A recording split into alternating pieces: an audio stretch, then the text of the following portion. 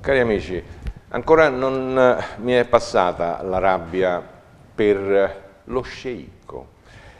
Sì, quello che ha chiesto e ha ottenuto sicuramente un'ottantina, una novantina di ragazze per accompagnare lui e la sua famiglia a fare shopping, profumatamente pagate per 15 giorni a disposizione completa della famiglia dello sceicco, perché così vuole.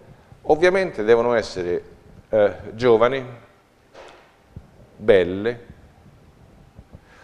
Sì, se sono anche intelligenti cambia poco. L'importante è che possano in questa civiltà dell'immagine avere una bella immagine. Certo, non ha importanza se poi sono oche.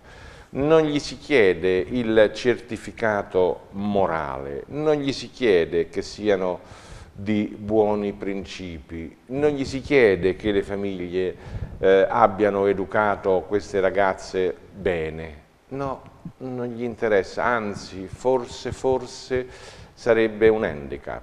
Eh sì, perché è miliardario e può scegliersi le sue collaboratrici come in macelleria, a prendere dei lombi, dei quarti di bue, in questo caso dei quarti di mucca, eccetera.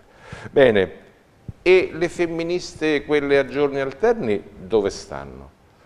Ho sentito pochissimi lamenti, ma sottovoce, perché non è bello in questo momento, levarsi in aria contro questo fatto. Ho sentito però più di qualcuno dire meno male, più di qualche mamma dire oh, a me non me ne importa niente, magari mia figlia riuscisse ad andare lì dentro, magari farebbe un po' di soldi. Ho sentito qualcuna di queste ragazze che erano provinate dire ma sì, se mi chiede qualche cosa in più, beh insomma, dipende.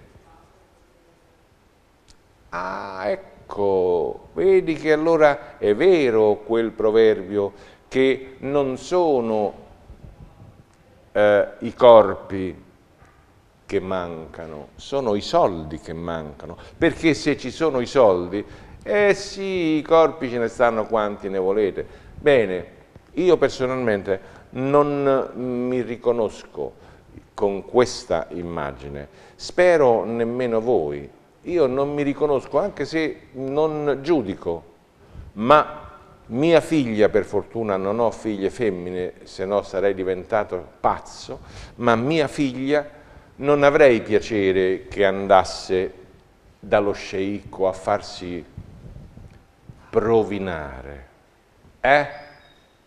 Capisci a me?